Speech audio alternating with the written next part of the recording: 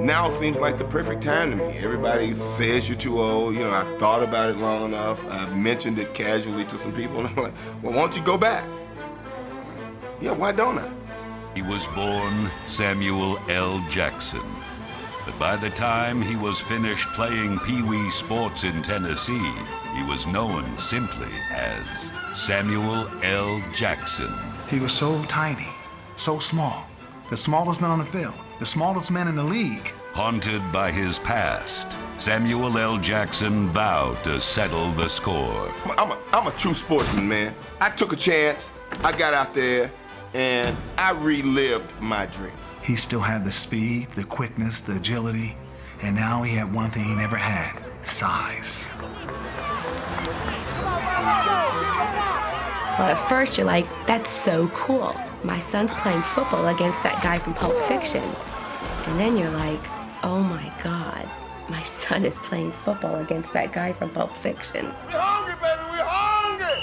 Look like barbecue over there. Here we come. Come on, don't give him nothing. Don't give him nothing. Like a skilled surgeon, Samuel L. Jackson dominated his old stomping grounds by stomping his opponents right into those very grounds. 44 power on one. 44 power on one. Hey, just throw me the damn ball. Hey, we're not supposed to cuss out here. Shut up. Samuel L. Jackson brought an undaunted toughness to the sport. What's up? Come on. Any of you, come on, step right up. Step up, get some of this. But alas, Sissy. not every comeback has a storybook ending. I said, are we gonna let one guy come into our house and beat us? One big guy. You guys are afraid to tackle a guy. Come on. Boy, I never saw him coming. I have my hand up in there. I'm looking straight up at the bar. He comes at me like a missile, man, and he speared me.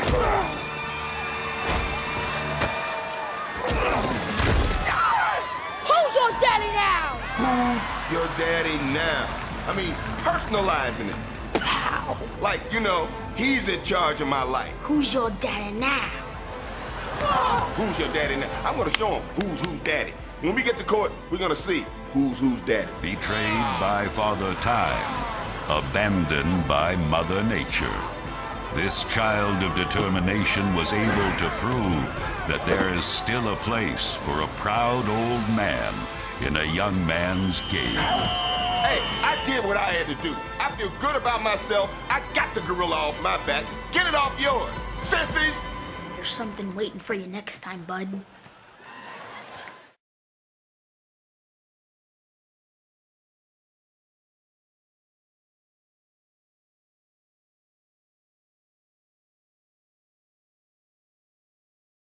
There will never be a point in your life where it's the right time to do a great thing. If you're waiting for that perfect moment, that perfect timing, it's not going to happen. You know what you have to do? You have to create the perfect time and the perfect opportunity and the perfect situation. Is that a lot of people become comfortable. They stop growing, they stop wanting anything, they become satisfied. People getting ready to go to jobs that they don't like, jobs that are making them sick. You see, when you're not pursuing your goal, you are literally committing spiritual suicide. When you have some goal out here that you're stretching for and reaching for that takes you out of your comfort zone, you'll find out some talents and abilities you have that you didn't know you have. When the messenger of misery visits you, what are you going to do? What will keep you in the game? There are things that you think you'll never need to know, that you may only need to know one time in your life, but that could save your life because you had that knowledge. Unless you attempt to do something beyond that which you've already mastered, you will never grow. What is it that you looked at some point in time and you decided that you couldn't do it, that you talked yourself out of it? You're waiting on your next door neighbor to make it happen for you. It may not happen. If you're waiting on your mother or your father, they may be so ancient in their thinking that they don't understand this opportunity that you have. And if you're waiting on them, it may never get done. You don't beg average people to be phenomenal. You don't beg good people to be phenomenal. You just are phenomenal, and you will attract phenomenal. What reason can you remember that you can call on, that you can reach on, that can make you get back up? Find that reason.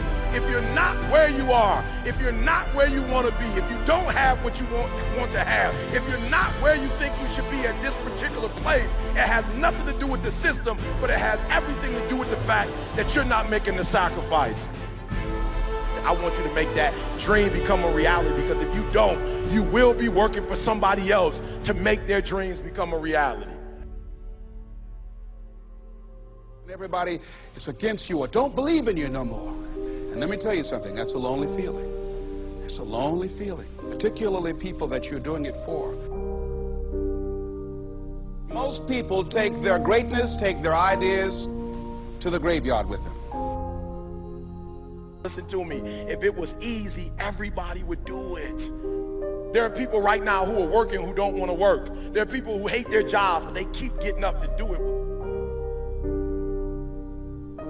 The wealthiest place on the planet is the graveyard. Because in the graveyard, we will find inventions that we never, ever were exposed to. Ideas, dreams that never became reality. Hopes and aspirations that were never acted upon. Question is, what are you going to do with your time? What drives you? And greatness is a lot of small things done well. Day after day, workout after workout, obedience after obedience, day after day. When things don't work out for you, when things happen that you could not anticipate, what are the reasons that you can think of that can keep you strong? You will never, ever be successful until you turn your pain into greatness, until you allow your pain to push you from where you are to push you to where you need to be. Stop running from your pain and embrace your pain. Your pain is going to be a part of your prize, a part of your product. I challenge you to push yourself. See, it's easy to be on the bottom. It doesn't take any effort to be a loser. It doesn't take any motivation, any drive in order to stay down there on a low level. But it calls on everything in you. You have to harness your will to say, I'm going to challenge myself. I mean that what you did last week don't count. Today is the only important day. There are 86,400 seconds in a day, and how you use those are critical. You got 86,400 today, and what you do today is going to cement who you are. Nobody's going to talk about what you did last week. That the biggest enemy you have to deal with is yourself. There's an old African proverb that says, if there's no enemy within, the enemy outside can do us no harm. You have this opportunity of a lifetime. It means absolutely nothing if you don't take advantage of it in the lifetime of this opportunity. I got a saying that when life knocks you down, try and land on your back, because if you can look up, you can get up. If you want a thing bad enough to go out and fight for it, to work day and night for it, to give up your time, your peace, and your sleep for it. If all that you dream and scheme is about it, and life seems useless and worthless without it. See, it's time now. If you want to make this your decade, you've got to start saying yes to your life. You've got to start saying yes to your dreams, yes to your unfolding future, yes to your potential, as opposed to saying no. When you die on E. Leave no dream left behind, guys. Leave no opportunity left behind. When you leave this earth, accomplish every single thing you can accomplish. Listen to me, you're going to be here one day, but you'll never get here if you give up, if you give in, if you quit. And finally, guys, you got to want to succeed as bad as you want to breathe.